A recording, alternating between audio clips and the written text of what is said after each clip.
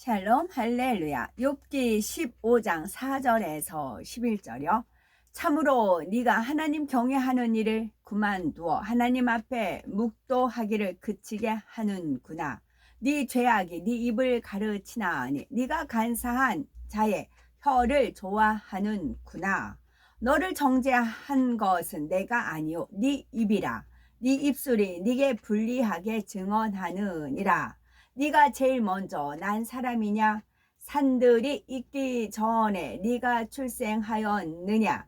하나님의 오묘하심을 네가 들었느냐? 지혜를 홀로 가졌느냐? 네가 아는 것을 우리가 알지 못하는 것이 무엇이냐? 네가 깨달은 것을 우리가 소유하지 못한 것이 무엇이냐? 우리 중에는 머리가 흰 사람도 있고 연로한 사람도 있고 네 아버지보다 나이가 많은 사람도 있느니라.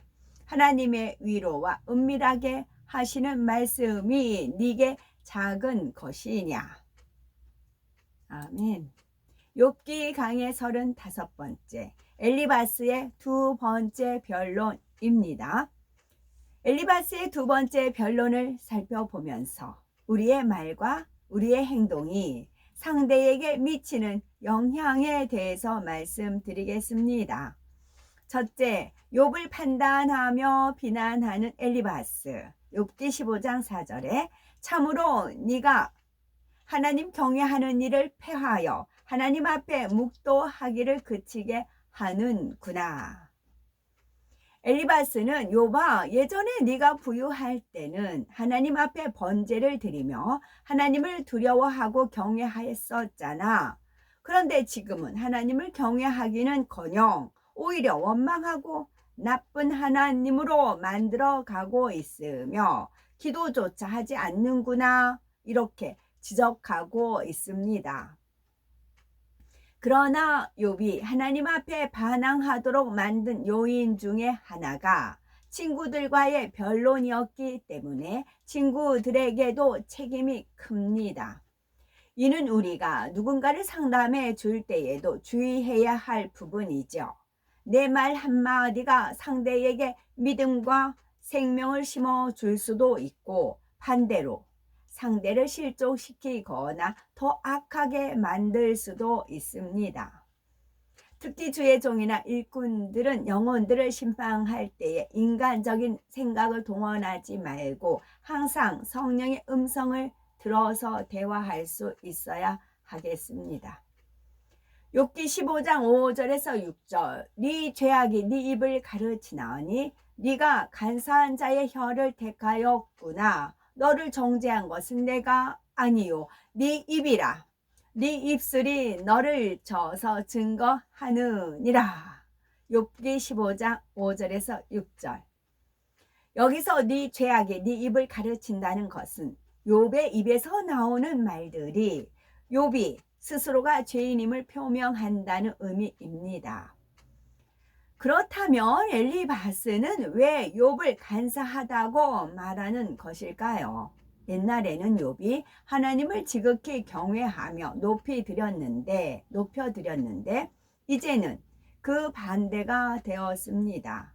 욥은 하나님은 순전한 자나 악한 자나 일반으로 취급하신다고 말하는가 하면 악한 자에게는 축복을 주고 의인은 멸망의 길로 인도하신다며 나쁜 하나님으로 몰아갔지요. 또 예전에는 덕스러운 말로 사람들을 가르치고 도와주었었는데 이제는 헛된 말을 쏟아내고 입술이 가벼운 자가 되었으니 이를 가리켜 간사한 혀가 되었다고 말하는 것입니다.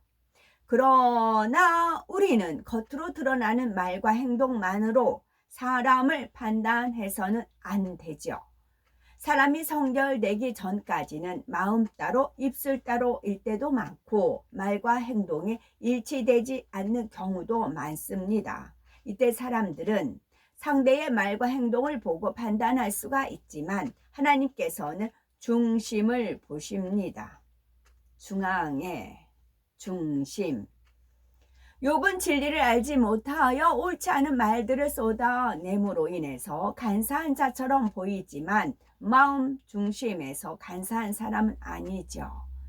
엘리바스는 욥에게 내가 너를 정죄한 것이 아니라 네 입술이 너를 정죄하고 있다라고 비난합니다. 그런데 사실은 친구들도 욥을 비난할 자격은 없습니다. 그동안 온갖 질타로 욥의 감정을 건드리고 혈기나게 하는 등 욥으로 하여금 악을 바라도록 원인을 제공했기 때문이지요.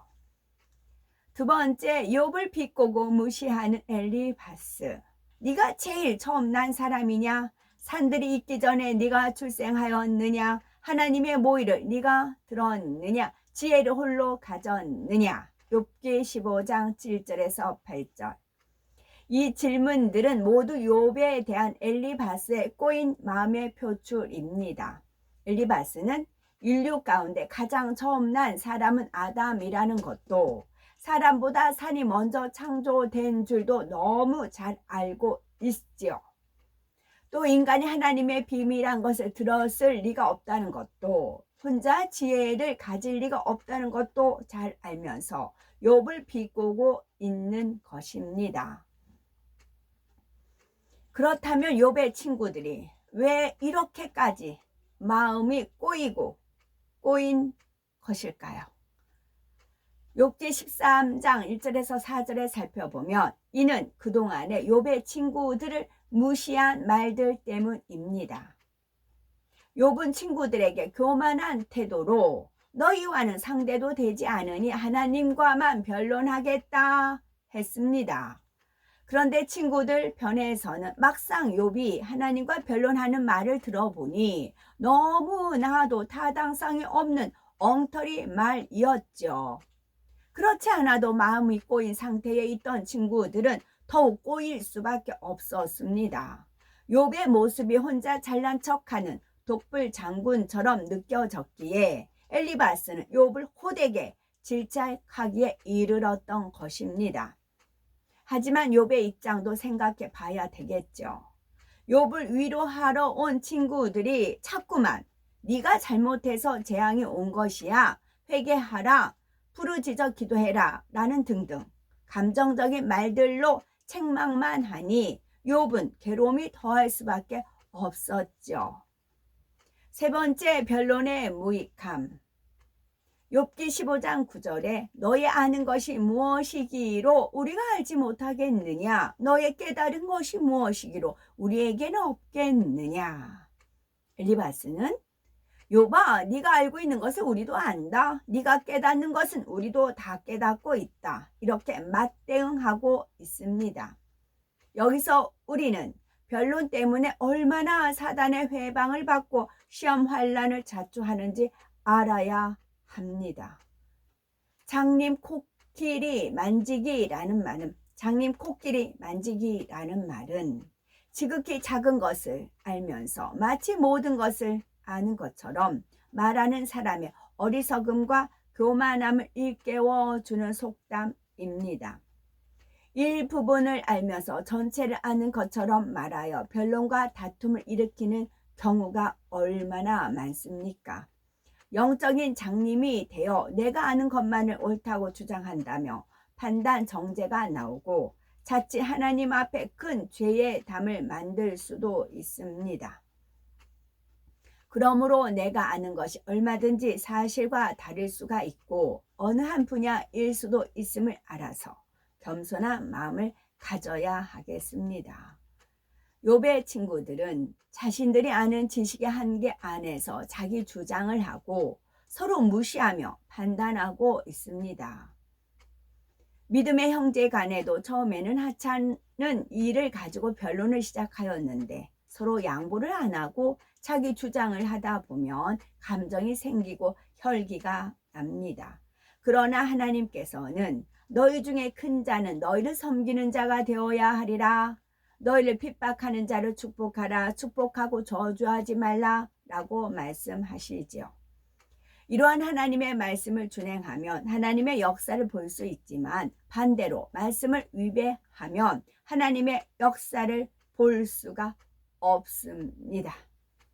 하나님의 말씀을 준행하면 하나님의 역사를 볼 수가 있지만 반대로 말씀을 위배하면 하나님의 역사를 볼 수 없습니다. 쌍방에서 서로 오해를 하며 상대의 감정을 돋구어서 같이 악을 바라고 있으니 어떻게 하나님의 역사가 일어날 수가 있겠습니까? 만일 상대는 진리를 몰라서 나를 핍박하는데 나는 진리를 잘 알면서 상대를 저주한다면 더 악하다는 사실을 알아야 합니다. 악한 자를 선으로 대할 때 선이 이기게 되어 있습니다. 이것이 하나님의 법칙이기 때문입니다. 로마서 12장 17에서 18절 아무에게도 악으로 악을 갚지 말고 모든 사람 앞에서 선한 일을 도모하라 할 수 있거든. 너희로서는 모든 사람으로 더불어 평화하라. 로마서 12장 21절 악에게 지지 말고 선으로 악을 이기라. 그러려면 그 창세기 그 지렁이 같은 야고바가 14장 40일인가요? 40일에 14인가요? 한번 찾아볼게요. 지렁이 같은 야곱, 지렁이 같이 돼야 이게 악을 이길 수가 있어요. 내가 살아있으면 쉽지 않아요. 지렁이가 짓밟히고 그랬을 때 악을 이길 수가 있어요. 하나님을 의지하기 때문에요. 이거 한번 다시 찾아서 이 말씀하고 지렁이 같은 야고보하고 읽어 드릴게요. 내 편에서 아무리 화평하려고 해도 상대가 받아주지 않으면 할 수 없지만 그래도 가능하면 모든 사람으로 더불어 화평해야 하는 것입니다. 왜냐면 제가 짓밟힐 때마다 그 지렁이 같은 야고가 그 말씀을 항상 떠올려 주셨거든요. 조금만 꿈틀거려도 짓밟혔거든요. 꿈틀이는 것조차도 허락을 안 했어요. 상대가. 그래서 나는 짓밟힐 때마다 지렁이 같은 야고가 그 말씀이 계속 새기면서 짓밟혔었거든요. 그랬더니 이 말씀하고 또 짝이 되더라고요. 우리 예수님께서는 능력이 많으신 분이시지만 누구와도 변론하지 않으셨습니다. 예수님 당시 대제사장들과 제사장들, 서기관들과 바리새인들은 끊임없이 예수님에 대한 위협과 쾌계를 꾸몄습니다. 그렇다 하여 악한 자들이 예수님을 만질 수조차 있는 것이 아니었지만 예수님께서는 하나님의 섭리가 온전히 성취될 때까지 때로는 숨기도 하시고 피하기도 하시면서 이 땅에서의 사역을 이루셨습니다. 이는 결코 비겁한 것이 아니라 악한 자를 대적하지 말라고 말씀하신 대로 오직 진리로 행하시며 누구와도 다투지도 들레지도 않으셨던 것입니다. 우리는 이러한 예수님의 성품을 닮아야 합니다. 내가 명백히 옳다 해도 상대방이 받아들이지 않는다면 차라리 말을 하지 말고 기다리는 편이 낫습니다. 자기 의견만 주장하다가 상대의 감정을 돋구지 말고 진리 안에서 선한 방법을 택하여 서로 화평을 이루어야 하겠습니다. 마지막으로 네 번째, 하나님의 말씀으로 조명해야입니다. 욥기 15장 10에서 11절에 우리 중에는 머리가 세기도 하고 연로하기도 하여 네 부친보다 나이 많은 자가 있느니라. 하나님이 위로와 네게 온유하게 하시는 말씀을 네가 어찌 작다 하느냐. 욥의 친구들 중에는 나이가 들어서 백발인 사람도 있고 심지어 욥의 부친보다 나이가 많은 사람도 있음을 알 수가 있습니다. 그래서 엘리바스는 욥아, 네가 나이 많은 사람 앞에서 그렇게 무인격으로 무례하게 행할 수가 있느냐 말하고 있습니다. 또 우리가 하나님의 말씀을 사용하여 너의 위로가 되게 해 주었는데 욥, 네가 이렇게 반항하면 어찌된 일인가? 네가 교만하여 우리를 무시하는 것이 아니냐라고 책망하고 있지요. 그러나 이는 참으로 우스운 말이 아닐 수가 없습니다. 욥과 마찬가지로 친구들도 욥을 무시하고 판단하며 같은 죄를 짓고 있기 때문입니다. 친구들의 감정 섞인 말이 욥으로 하여금 점점 악을 바라게 만들었으니 사실은 욥보다 그들의 잘못이 더 크다는 것을 알아야 하지요. 또 하나님의 말씀을 인용하여 상대를 지적하거나 자신의 말이 옳다 주장하는 것도 잘못된 것입니다. 감정이 격해져 있는 사람에게 성경에는 혈기 내지 말라 했는데 한다면 어찌 상대가 기쁨으로 받겠습니까? 하나님의 말씀을 인용하여 상대를 지적하거나 자신의 말이 옳다 주장하는 것도 잘못된 것입니다. 감정이 격해져 있는 사람에게 성경에는 혈기 내지 말라 했는데 한다면 어찌 상대가 기쁨으로 받겠습니까? 사람은 상대의 생각이나 속마음까지 훤히 알지 못합니다. 다만 말이나 행동, 표정 등 겉으로 나타나는 모습으로 상대의 마음을 짐작할 뿐이지요. 마찬가지로 자신의 마음 역시 정확히 모를 때가 많으므로 이를 조명해 주는 도구가 필요합니다. 바로 진리인 하나님 말씀이지요. 그러면 욥과 친구들의 변론을 보면서 우리는 어떤 말씀으로 조명할 수 있을까요? 히브리서 12장 14절 모든 사람으로 더불어 화평함과 거룩함을 쫓으라. 이것이 없이는 아무도 주를 보지 못하리라 말씀합니다. 또 야고보서 1장 19에서 20절에 내 사랑하는 형제들아 너희가 알거니와 사람마다 듣기는 속히 하고 말하기는 더디하며 성내기도 더디하라. 사람이 성내는 것이 하나님의 의를 이루지 못함이니라 말씀했지요. 우리는 이러한 하나님의 말씀을 떠올리며 자신을 돌아볼 수 있어야 합니다. 그런데 말씀을 지식으로만 담고 있으면 아무 소용이 없습니다. 이 말씀을 명심하여 마음에 일군 사람은 일상생활 속에서도 진리가 아니면 듣지 않으려 할 것이고 또 말 한마디를 하더라도 심사숙고할 것입니다. 변론하다 보면 성이 나고 하나님의 의를 이루지 못하며 서로 간에 화평이 깨지기 때문이지요. 그러므로 살아 운동력 있게 역사하시는 하나님의 말씀을 살아 운동력 있게 역사하시는 하나님의 말씀을 우리 삶 가운데 항상 등과 빛으로 삼아서 매일매일 변화와 생명을 체험해 나가는 복되고 아름다운 우리가 되자는 말씀이죠. 아멘.